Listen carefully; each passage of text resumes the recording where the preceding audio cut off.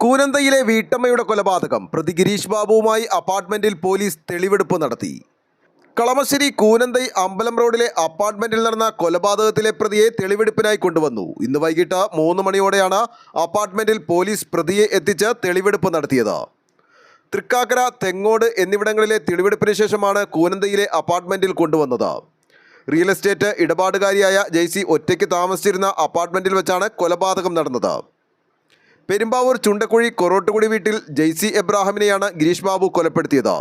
MCA ബിരുദധാരിയും IT കമ്പനിയിൽ ജോലി ചെയ്യുന്ന പ്രതി CCTV ഇല്ലാത്ത വഴികളിലൂടെ സഞ്ചരിച്ച് കൃത്യമായ പ്ലാനിംഗ് നടത്തിയാണ് കൃത്യം നടപ്പിലാക്കിയത്. തുടർന്നാണ് ഫ്ളാറ്റിൽ മറ്റാരും ഉണ്ടാകാൻ സാധ്യത ഇല്ലാത്തതിനാൽ കഴിഞ്ഞ 17-ാം തീയതി ഞായറാഴ്ച തിരഞ്ഞെടുത്തത്. ഇതിനുവേണ്ടി ഞായറാഴ്ച രാവിലെ സഹോദരൻ്റെ ബൈക്കിൽ കാക്കനാട് NGO കോട്ടേജിന് സമീപമുള്ള വീട്ടിൽ നിന്നും ഗിരീഷ് ബാബു പല വഴികളിലൂടെയും ചുറ്റിക്കറങ്ങി സഞ്ചരിച്ച് ഉണിച്ചിറ പൈപ്പ് ലൈൻ റോഡിലെത്തി അവിടെ നിന്നും 2 ഓട്ടോറിക്ഷകൾ മാറിക്കയറി ജെയ്സിയുടെ ഫ്ളാറ്റിലെത്തുകയായിരുന്നു. CCTVയിൽ മുഖം പതിയാതിരിക്കാൻ ഹെൽമറ്റ് ധരിച്ചായിരുന്നു ഇയാൾ മുഴുവൻ സമയവും സഞ്ചരിച്ചിരുന്നത്. തുടർന്ന് 10:30-യോടെ അപ്പാർട്ട്മെന്റിലെത്തിയ പ്രതി കയ്യിൽ കരുതിയിരുന്ന മദ്യം ജെയ്സിയുമൊത്ത് കഴിക്കുകയും മദ്യലഹരിയിലായിരുന്ന ജെയ്സി ബെഡിൽ കിടന്ന സമയം പ്രതി ബാഗിൽ കരുതിയിരുന്ന ഡംബലെടുത്ത് ജെയ്സിയുടെ തലയ്ക്ക് പലവട്ടം അടിക്കുകയും നിലവിളിക്കാൻ ശ്രമിച്ച ജെയ്സിയുടെ മുഖം തലയിണ വെച്ച് അമർത്തിപ്പിടിക്കുകയും ചെയ്തു.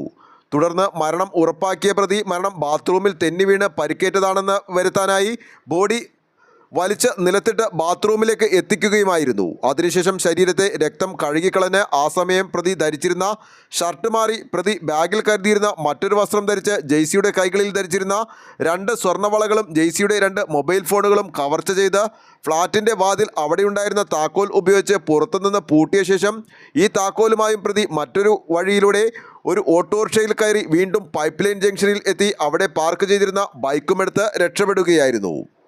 ജെയ്സിയുടെ അപ്പാർട്ട്മെന്റിൽ ധാരാളം ആളുകൾ വന്നു പോകുന്നതിനാൽ സംശയം തങ്ങളിലേക്ക് വരികയില്ലെന്ന് പ്രതികൾ ഉറപ്പിച്ചിരുന്നു. ഫോൺ കോളുകൾ വഴി പോലീസ് അന്വേഷണം നടത്തുമെന്നതിനാൽ ഫോണിൽ ബന്ധപ്പെടാതെ നേരിട്ട് ഫ്ളാറ്റിൽ എത്തുകയായിരുന്നു.